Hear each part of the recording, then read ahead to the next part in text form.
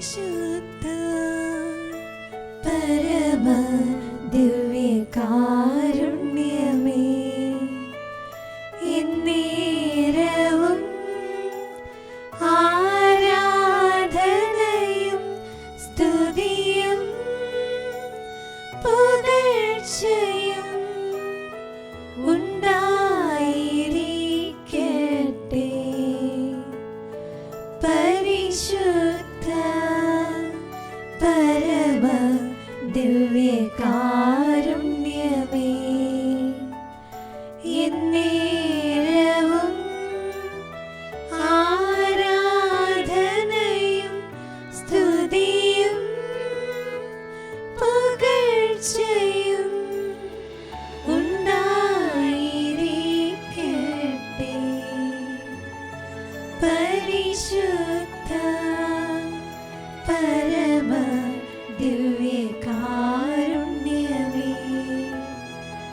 എന്നേരവും ആരാധനയും സ്തുതിയും പുകഴ്ചയും ഉണ്ടായിരിക്കട്ടെ.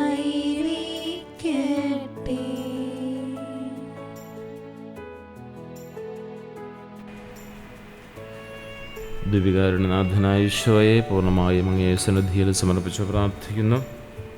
എൻ്റെ ജീവിതത്തിലാവശ്യമായിരിക്കുന്ന കൃപാവരങ്ങൾ സമൃദ്ധമായി നൽകി അനുഗ്രഹിക്കണമേ. ഈശോയെ നന്ദി, ഈശോയെ സ്തുതി, ഈശോയെ ആരാധന. പ്രത്യാശയുടെയും അനുതാപത്തിൻ്റെയും നിമിഷങ്ങളിലേക്ക് നമുക്ക് സ്നേഹപൂർവ്വം പ്രാർത്ഥനാപൂർവം പ്രവേശിക്കാം. പ്രിയ സഹോദരങ്ങളെ, കർത്താവിൻ്റെ വലിയ നോമ്പിൻ്റെ പടിവാതിൽക്കൽ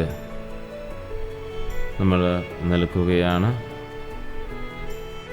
മനുഷ്യ നീ മണ്ണാകുന്നു എന്ന ഓർമ്മപ്പെടുത്തൽ നൽകിക്കൊണ്ട് നമ്മുടെ ജീവിതത്തെ ഈശോയിലേക്ക് പൂർണ്ണമായി ചേർത്ത് നിർത്തുവാനും ഈശോയിൽ പൂർണ്ണമായി ആശ്രയിക്കാനും പ്രത്യേകമായിട്ട് ഈ നോമ്പ് കാലം നമ്മെ ഓർമ്മപ്പെടുത്തുകയാണ്. കർത്താവെ, ഈ വലിയ നോമ്പ് കാലത്തിൻ്റെ പടിവാതിൽക്ക് ഞങ്ങൾ എത്തി നിൽക്കുമ്പോൾ ഞാൻ മണ്ണാകുന്നു എന്ന ഓർമ്മപ്പെടുത്തൽ എന്നെ തളർത്താനല്ല, മറിച്ച് അങ്ങയുടെ അനന്തമായ സ്നേഹത്തിലേക്ക് തിരികെ വിളിക്കാനാണെന്ന് ഞാൻ അറിയുന്നു. ദിവ്യകാരുടെ നാഥനായ ഈശോയെ, വചനം പറയുന്നത് പോലെ കർത്താവ് വിളിച്ചു ചെയ്യുന്ന ഇപ്പോഴെങ്കിലും ഉപവാസത്തോടും വിലാപത്തോടും വിലാപഗീതങ്ങളോടും കൂടെ പൂർണ്ണഹൃദയത്തോടെ എൻ്റെ അടുക്കലേക്ക് തിരികെ വരുവിൻ. വസ്ത്രങ്ങളല്ല, ഹൃദയമാണ് കീറേണ്ടത്. നിങ്ങളുടെ ദൈവമായ കർത്താവിൻ്റെ അടുക്കിലേക്ക് മടങ്ങി വരുവിൻ. അവിടുന്ന് ദയയാലും കരുണയാലും നമ്മുടെ ജീവിതത്തിലേക്ക് അവിടുന്ന് കടന്നു വരുന്നു. അവിടുന്ന് ദയാലുവും കരുണാനിധിയും ക്രോധിക്കാൻ വൈകുന്നവനും സ്നേഹനിധിയുമാണ്. പ്രിയ സഹോദരങ്ങളെ, ഇന്ന് വിഭൂതി തിരുനാൾ നാം ആഘോഷിക്കുകയാണ്. ഈ വിഭൂതി ദിനം നമ്മോട് പറയുന്നത് വലിയൊരു പ്രത്യാശയെക്കുറിച്ചാണ്. ഒരു രണ്ടാം അവസരം തമ്പുരാൻ നമുക്ക് നൽകുകയാണ്. നമ്മൾ എത്ര ദൂരെ പോയാലും ഇപ്പോഴെങ്കിലും തിരികെ വരുവാൻ ദൈവം നമ്മെ ക്ഷണിക്കുകയാണ്. കാരണം അവിടുന്ന് ശിക്ഷിക്കുന്ന ദൈവമല്ല, മറിച്ച് നമ്മെ സ്നേഹിക്കുന്ന, ഹൃദയത്തോട് ചേർത്ത് നിർത്തുന്ന ദൈവമാണ്. ഈ രണ്ടാം അവസരത്തെ, വീണ്ടും ലഭിച്ചിരിക്കുന്ന അവസരത്തെ സ്നേഹപൂർവ്വം പ്രാർത്ഥനാപൂർവ്വം നമുക്ക് സ്വന്തമാക്കാം. ഇന്ന് ഉപവാസ ദിനമാകുമ്പോൾ ഈശോയുടെ കൂടെയായിരിക്കുവാൻ, പരമാവധി ഈശോയുടെ കൂടെയായിരിക്കുവാൻ നമുക്ക് പരിശ്രമിക്കാം. പ്രവാചകനിലൂടെ വചനം നമ്മോട് പറയുന്ന കാര്യം ഇതാണ്: ഹൃദയം ആണോ കീറേണ്ടത് ബാഹ്യമായ പ്രകടനങ്ങളെക്കാൾ? നമ്മുടെ ഹൃദയത്തിലെ മുറിവുകളും വീഴ്ചകളും ദൈവത്തിന് മുമ്പിൽ തുറന്നു വയ്ക്കുക. നമ്മുടെ തകർച്ചകളിൽ നിന്നാണ് ദൈവം പുതിയത് സൃഷ്ടിക്കുന്നത് എന്ന് എപ്പോഴും പറയുന്നൊരു കാര്യമുണ്ടല്ലോ. മനുഷ്യൻ നിസ്സഹായനാകുന്ന സമയത്ത് ദൈവം മനുഷ്യന് വേണ്ടി പ്രവർത്തിക്കാൻ തുടങ്ങുന്നു. നമ്മുടെ ഹൃദയത്തെ തുറന്നുകൊണ്ട് ഈശോയുടെ വലിയ സ്നേഹം നമുക്ക് അനുഭവിക്കാം. ദൈവത്തിൻ്റെ സ്വഭാവത്തെ തിരിച്ചറിയുന്ന ഏറ്റവും മനോഹരമായ കാലമാണ് നോമ്പുകാലം. ദൈവം സ്നേഹനിധിയാണ്. നമ്മുടെ പാപങ്ങളെക്കാൾ വലുതാണ് അവിടുത്തെ കാരുണ്യം. നോമ്പ് കാലമെന്ന് പറയുന്നത് ശിക്ഷയുടെ കാലമല്ല. ഭക്ഷണപദാർത്ഥങ്ങൾ നമ്മുടെ ജീവിതത്തിൽ നിന്ന് മാറ്റിവെക്കാൻ പറയുന്നത് ശിക്ഷയുടെ ഭാഗമല്ല, മറിച്ച് ദൈവവുമായുള്ള ബന്ധം പുതുക്കുന്ന സ്നേഹത്തിൻ്റെ കാലമാണ്. ഈ നോമ്പ് കാലത്തിൽ കൂടുതൽ സ്നേഹത്തോടെ, താല്പര്യത്തോടെ നമ്മുടെ ചിന്തകളെയും നമ്മുടെ ആഗ്രഹങ്ങളെയും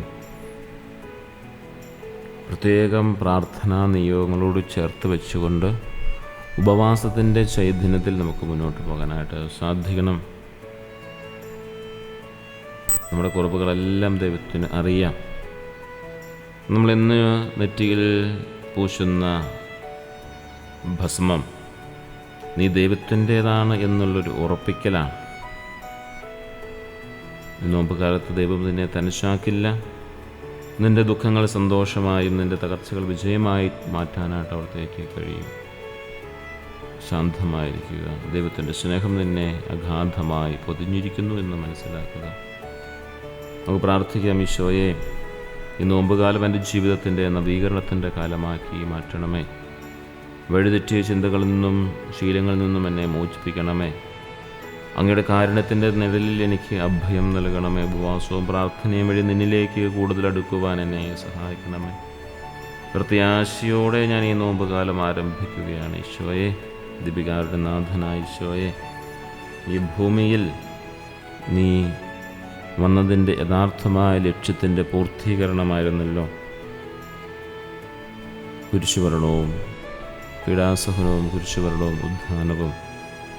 അതിൻ്റെ പ്രത്യേകമായ വിധം ഓർമ്മയിലേക്ക് ഞങ്ങളെ നയിക്കുന്ന ഈ ദിനങ്ങളിൽ ഈശോയെ, ഇതിൻ്റെ കുരിശിൻ്റെ വഴികളിലൂടെ നടക്കുവാൻ, അങ്ങനെ അങ്ങയുടെ കാരുണ്യം ഹൃദയത്തോട് ചേർത്ത് വയ്ക്കുവാൻ, ഞങ്ങളുടെ ഹൃദയത്തിൽ ആവോളം നുകരുവാനായി ഞങ്ങൾ ആഗ്രഹിക്കുന്നു. പരമകാരുണ്യവാനായ ഈശോയെ, ഇതിനെ ഞങ്ങൾ ആരാധിക്കുകയും സ്തുതിക്കുകയും ചെയ്യുന്നു. നന്ദി, നന്ദി, നന്ദി.